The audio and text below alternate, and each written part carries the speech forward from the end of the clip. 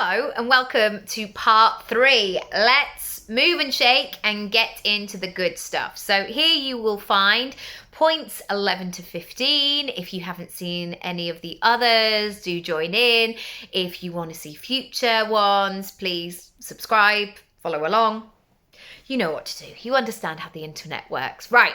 Number 11. Speaking is... Oh, also, if you're just watching the first one, this is celebrating 25 years of being a paid speaker. And I'm sharing 25 really valuable nuggets that you can apply to your own business.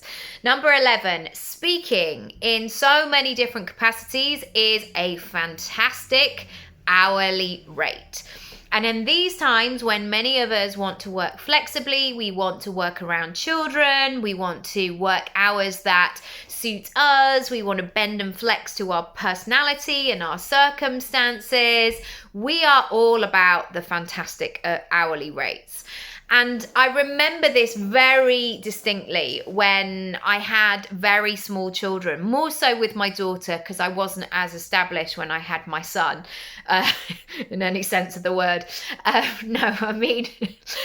Anyway, first baby, I was very tired. He was much more awake than my daughter. My daughter was a bit more chilled, like, right, what's happening? Yeah, I'm okay. I'm cool. I'm good.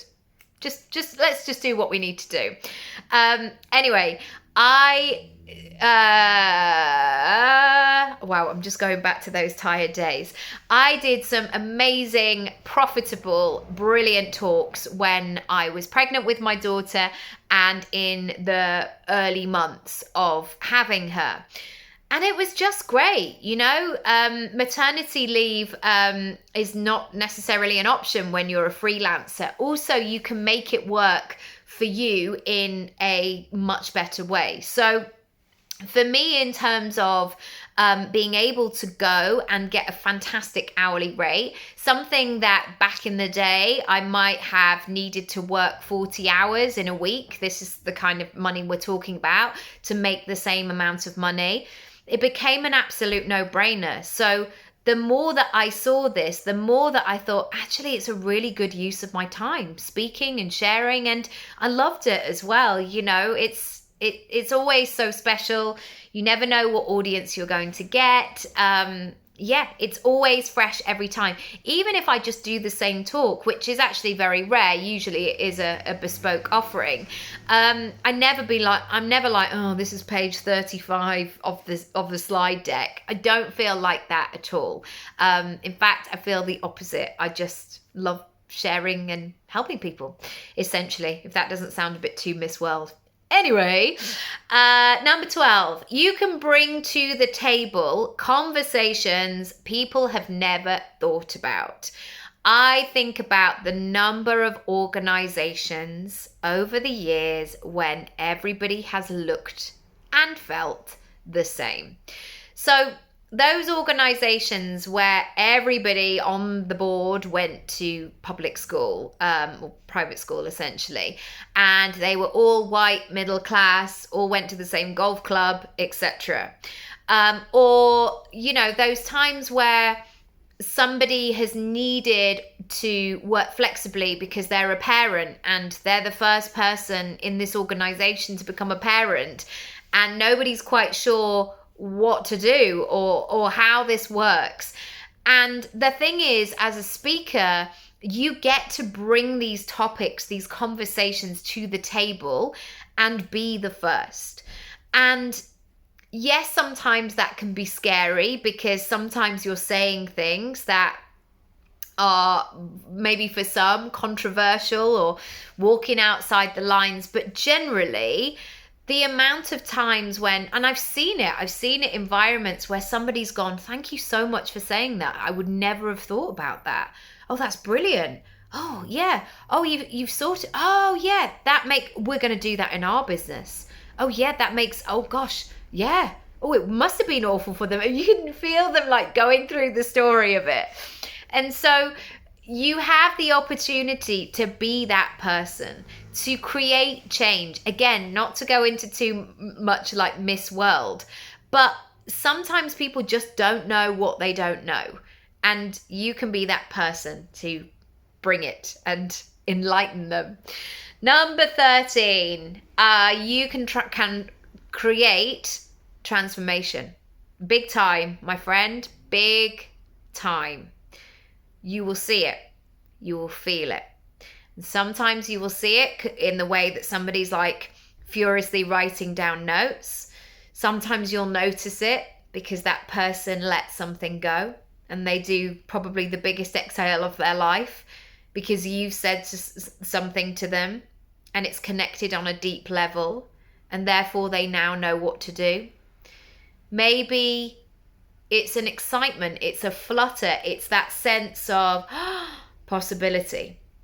And I've seen it in rooms. I've seen it as a punter, as somebody in the audience, when I have felt completely transformed.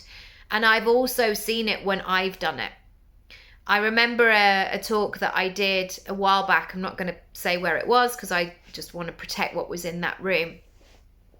And I asked a question about connecting with the 7-year-old version of yourself. And I know 7 very well in my mind because I remember it was like my favorite lucky number. It still is. And I remember turning 7 and being like, whoa, I'm here. I'm at my lucky number. This feels so great. And I invited this conversation for somebody to connect with that number that really was very apparent or noticeable or important in their life. And this woman before my very eyes, from asking that question, it felt like she literally unraveled all of the decisions that she had made and made sense of them. And I knew, even though she had done that work, I knew, and I'm not going to take credit for it, but I know that she will go out of that room a changed person. I know her life would have been different from there on in. And so whatever that transformation is, it could be more time. It could be confidence. It could be reconnecting with themselves. It could be knowing how to put that shelving unit up that's been sitting in the hallway. It could have a profound effect on somebody's mental health. Whatever it might be, you can create transformation. And number 14, you can create that transformation and send it into people's living rooms. When I was coaching in the early days, the only way where you could go and be in the room were these kind of events like Tony Robbins, for example. And then there were many sort of poorer versions of that in really terrible conference centers, in rooms where like the aircon, somebody was just like at the side, like, I can't get it working. I'm not really, is anybody hot? And you're like, oh my God, we're beyond hot because we're in this basement room and it smells and it's awful. And you know how these things might play out. But there were certainly, as soon as I started having children, I couldn't go to Bali to go and immerse myself and swim like a mermaid. I was at home with my babies, which is exactly where I wanted to be. But that's not to say I didn't want the transformation. That's not to say that I wasn't still ambitious. That wasn't to say that I didn't still need to figure out a way to pay for things. All of that was true. And what happens is when you use your speaking and you come into people's worlds, whether that's through their phone or a live event or whatever it might be, it means that more people have that opportunity to be in the room, essentially, to be in the conversation. And before, it was very much like, well, do you have the money to buy a ticket?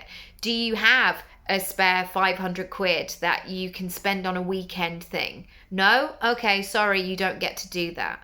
It's not the case right here, right now. You can put things out. You can be part of that transformation conversation. This is why I do the podcast, because I always want to have that as a free offering so people can get what they need to get from it. Always makes me emotional, that one. Number 15, some people will need to see you live before they trust you and before they make like a payment with you. So sometimes I've done live talks and there will be people in the audience who I have known from online, or they know me, or I know them. And maybe we've had a few DMs before. Maybe we've had a bit of back and forth, but we've never met in person. And they will maybe have said, maybe they'll have inquired about my prices or how they can work with me or whatever it might be. It's all on my website, incidentally. But we've been in that conversation.